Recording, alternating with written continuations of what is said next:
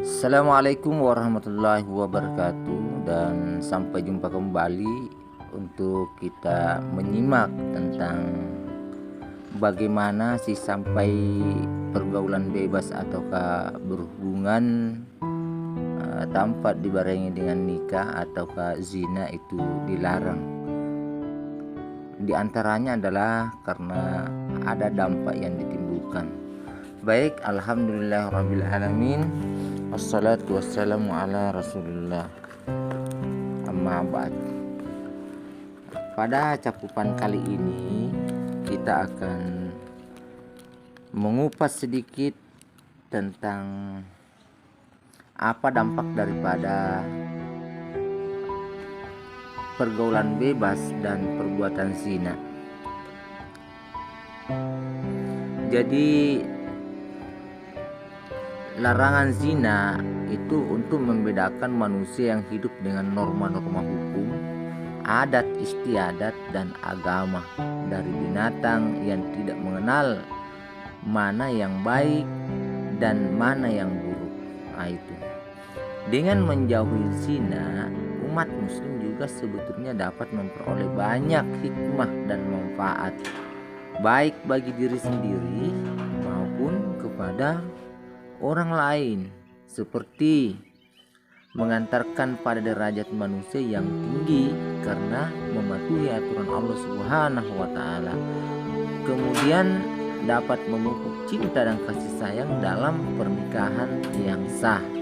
Di samping itu, menghindari zina juga dapat diartikan sebagai menjaga diri dari berbagai penyakit yang ditimbulkan oleh zina dan pergaulan bebas. Akibatnya pun tidak hanya merugikan diri sendiri, namun juga keluarga dan masyarakat sekitarnya. Untuk itulah Al-Quran memuat larangan zina dan pergaulan bebas secara tegas. Itu salah satunya ya mengapa Islam melarang keras perbuatan zina dan pergaulan bebas. Nah, apakah ada sandaran untuk itu sehingga kita perlu menghindari? Ada. Salah satu di antaranya adalah di dalam surah Al-Isra ayat 32, wala taqrabuz zina innahu kana fahisatun wa sa'a sabila. Dan janganlah kamu mendekati zina, sesungguhnya zina adalah suatu perbuatan yang keji dan suatu jalan yang buruk.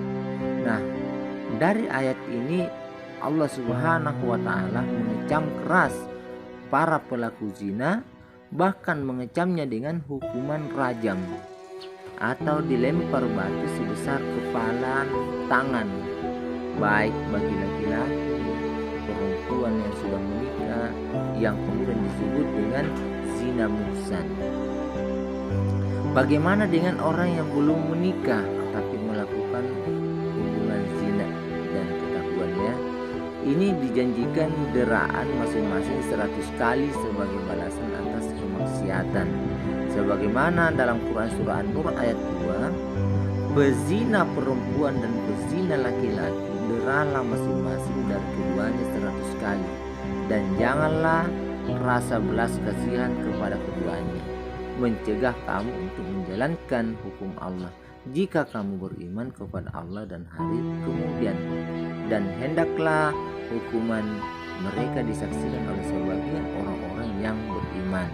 Hal ini kemudian ditegaskan dalam sabda Rasulullah Sallallahu Alaihi Wasallam, ambillah dariku, ambillah dari dariku, sesungguhnya Allah telah memberi jalan keluar hukuman mereka bagi pezina.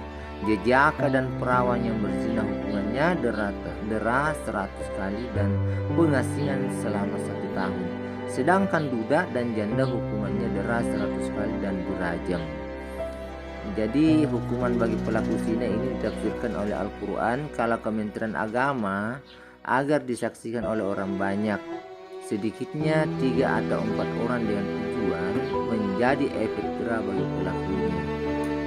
Ini salah satu dampak yang ditimbulkan akibat dari perbuatan zina dan pergaulan bebas. Oleh karena itu, paling tidak sejak ini kita harus lebih menambah pengetahuan tentang kenapa sampai Allah dan Rasulnya melarang untuk perbuatan zina dan pergaulan bebas, karena bahayanya yang sebagaimana kita sampaikan pada sajian tadi. Dan mudah-mudahan ini bisa menjadi pengetahuan dan bisa kita pahami tentang dampaknya dan bisa berefek terhadap perilaku kita untuk dapat menghindarinya. Dan sekiranya kita senantiasa mendapatkan bimbingan, nasihat-nasihat kita harus terima, baik dari guru kita, dari orang tua kita, maupun dari apa yang kita alami sebelumnya dan yang dialami oleh orang-orang di sekitar kita yang pernah menyampaikan hal atas bahaya yang ditimbulkan dengan perbuatan bebas dan perbuatan zina. Demikian, mudah-mudahan sajian ini dapat bermanfaat. Assalamualaikum warahmatullahi wabarakatuh.